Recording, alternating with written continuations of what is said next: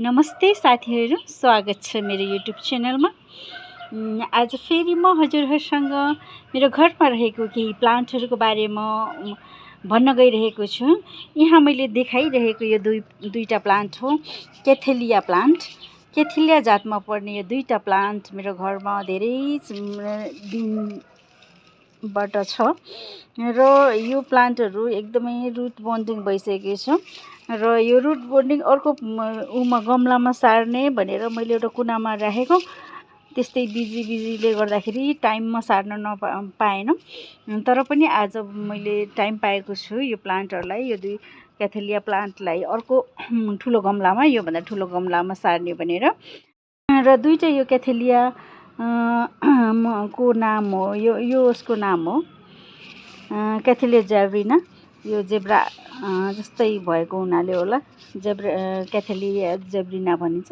र यसको नाम हो क्याथेलिया सटोसा।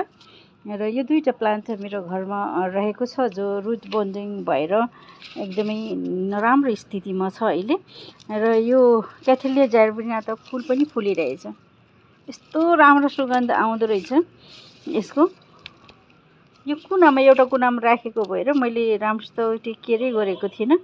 र आज नै मैले यो दुईटा प्लान्टलाई निकालेर, धेरै प्लान्टहरूमा मध्येमा निकालेर अब यसलाई एकदम रुट बन्डिङ भएको छ, त्यसैले मैले अर्को ठाउँमा अलि ठुलो गमलामा राख्न गइरहेको छु।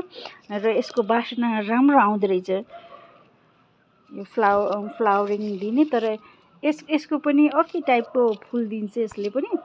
तर यसको फुलभन्दा यसको फुल एकदमै दामी लाग्यो मलाई।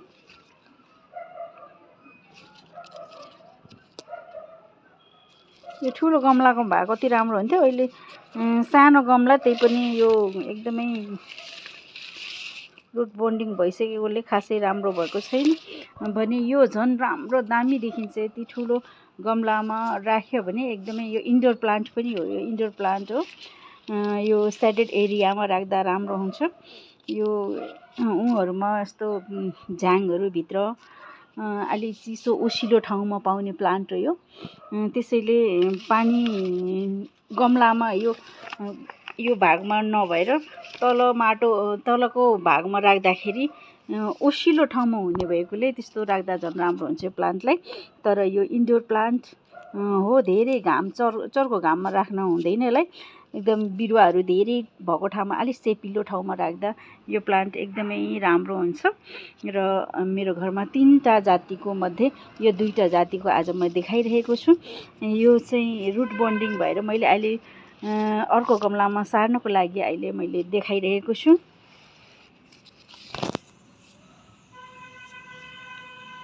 यसलाई चाहिँ एकदम धेरै पानी माटोमा यो गमलामा जम्न दिनुहुन्न।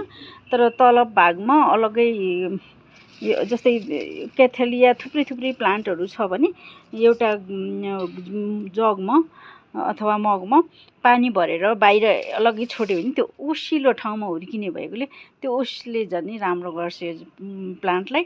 र आज मेरो घरमा रहेको यो 2टा क्याथेलिया जातको प्लान्टहरूलाई मैले अर्को गमलामा ट्रान्सप्लान्ट गरिरहेको छु। र नि साथीहरू, यो क्याथेलिया सटोसा चाहिँ जति साँझ पर्दै गयो यो चाहिँ एकदमै ठाडो भएर आउँछ कि। यो पहिला बिहान पख यस्तो हुन्छ, यस्तो भएर आउँछ, साँझ हुँदै गयो भने यस्तो सिधा भएर यो भाग एकदम पर्पल कलरमा हुन्छ कि यो क्याथेलिया सटोसा चाहिँ। र एकदमै राम्रो देखिन्छ। यो अलिक ठुलो गमलामा लगाएर यसको सबै टेकेर राम्रोसित पुग्यो भने यति दामी देखिन्छ यो। र पहिला मेरो घरमा अलिक ठुलो गमलामा थियो, म एकदम राम्रो भयो। अहिले यो सानो गमलामा सारेको त अलि राम्रो भएन। तर पनि अब म ठुलो गमलामा सार्न गइरहेको छु। हेरौँ कस्तो हुन्छ, फेरि पनि देखाउने छु त्यो ठुलो गमलामा भएपछि। यो पनि एकदमै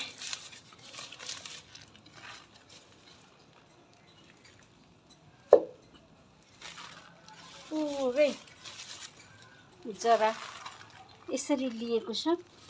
र यो जरालाई मैले काटेर फ्याँक्नेछु। यस्तै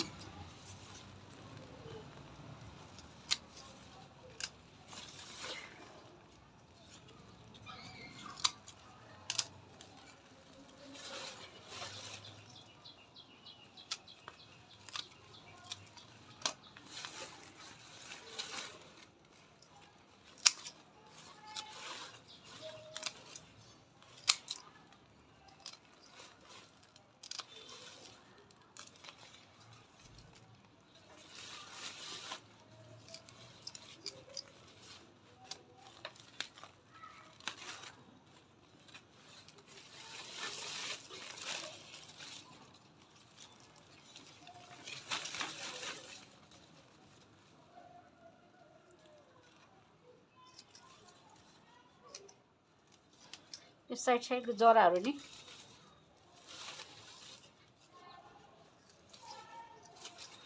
यसरी फ्याँकिदिएपछि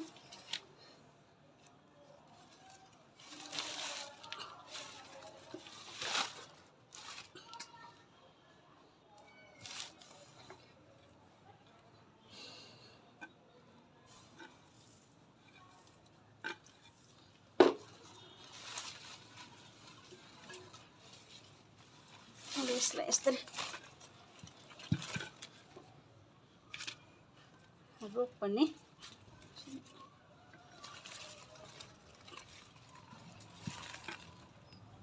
माटो धेरै भयो